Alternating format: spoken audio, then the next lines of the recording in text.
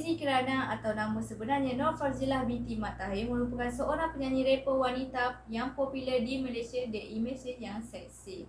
Namun, pada tahun 2020, dia telah berhijrah dan menampilkan imej bertudung sejak bulan Ramadan tahun sebelum ini.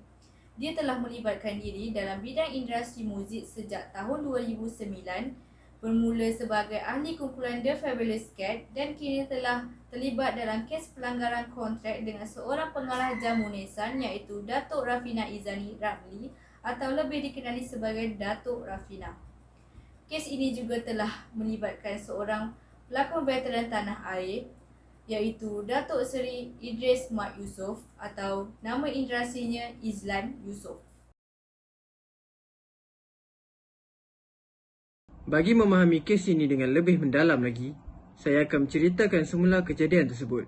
Semua ini bermula daripada pertukaran pengarah drama jamu Nissan, Izlan Yusof kepada Datuk Rafina. Penggambaran drama ini dijangka habis pada bulan Mac 2021 tetapi disebabkan pertukaran jadual yang banyak berlaku secara tiba-tiba, watak Madam Zura yang dimainkan oleh Zizi Kirana telah tertunda pada bulan Ramadan 2021 iaitu pada bulan di mana Zizi bermula memakai tudung. Disebabkan berlakunya pertundaan ini, Zizi Kirana dikatakan telah berlengah-lengah dalam penggambaran tersebut.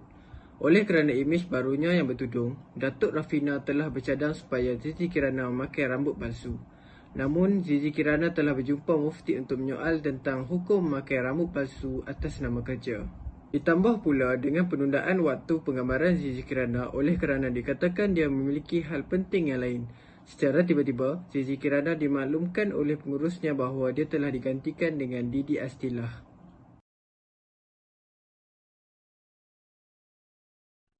Berdasarkan perspektif Zizi Kirana, dia menjelaskan bahawa dia menerima tawaran itu kerana dijangkakan penggambarannya habis sebelum bulan Ramadan iaitu ketika dia belum bertudung.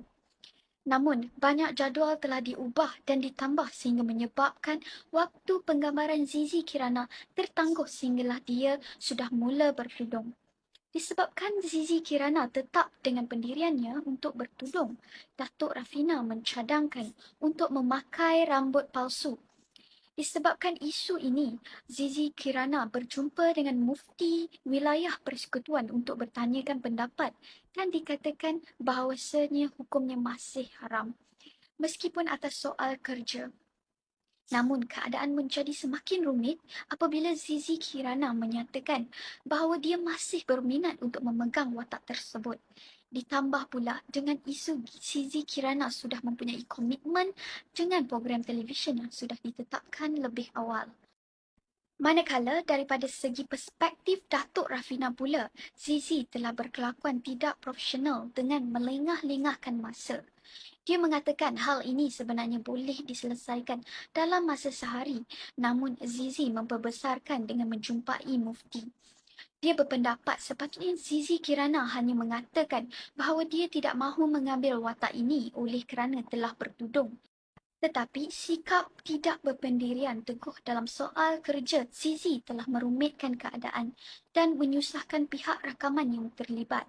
Oleh itu, dia bertindak untuk mengambil arahan stesen TV untuk menggantikan watak Madam Zura dengan Didi Astilah. Meskipun dia telah mengalami kerugian, dia berkeputusan untuk tidak membawa Zizi Kirana ke mahkamah dan melangsaikan ganti rugi kerana masih berlembut hati. Dia mengatakan bahawa dia hanya kecewa dengan sikap Zizi dan tidak mengambil hati. Bagi pandangan kami, perkara ini tercetus daripada kesilapan kedua-dua belah pihak. Ini semua terjadi apabila berlakunya perubahan jadual penggambaran dan pertukaran pengarah ditambah pula dengan salah faham yang berlaku antara Zizi Kirana dan Datuk Rafina.